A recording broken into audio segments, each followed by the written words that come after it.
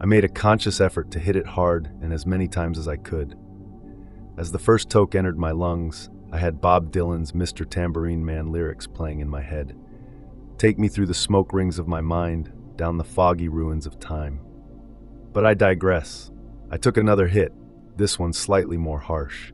Finally, when I hit it for the third time, I was sent into a barrage of coughs. I knew I had gotten a great hit. Within seconds, the DMT-like state began its effect.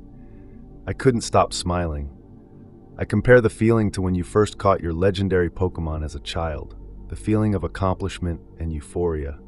I looked to my friend Alan, who was debating on whether or not to smoke DMT for the first time, and said, "You have to do this."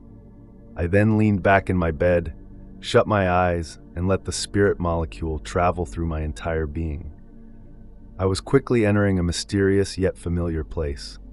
A place I think everyone travels to at some point during their slumber, whether they remember it or not. I was not overwhelmed or scared. I knew everything would be amazing. This place was full of mystique and beauty, a carnival of sorts. My mind was the unicycle, and the DMT beings were the clowns that rode it. I was suddenly transported to a gypsy-like tent, which had a circus floor and was illuminated by energy. One by one, beings that I believed to be monks formed around me. They had hoods on over their heads, adding to the mysteriousness of this entire experience. Although I was fully immersed in the trip, the slight chuckles and whispers of my friends crept through, only adding to the nonsensical events taking place in my head. The enigmatic monks began to dance around me as I sat on the floor of their tent, in utter amazement. Soon, the middle of the tent opened up, and a treasure chest of some sort was lifted up into the ceiling of the tent. It smoothly fell to the floor of the tent, in the middle of the dancing gypsy monks and me. As soon as I saw the chest, I knew that it contained something truly spectacular that my mind could not conjure up, nor was I ready for it at this moment. Perhaps when I go deeper with DMT, I'll find out what is in that chest.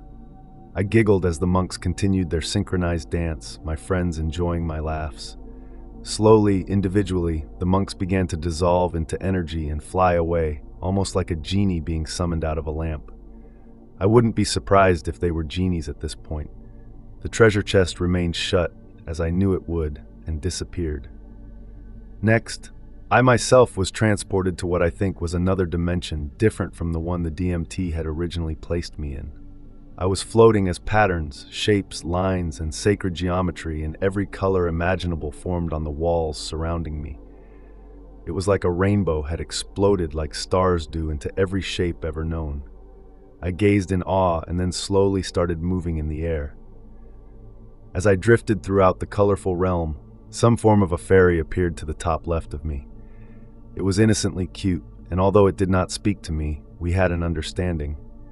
She, or it, communicated through feelings rather than words, and I interpreted it as saying goodbye for now, but you'll be back here someday. That was perfectly fine with me. Then I slowly returned to reality.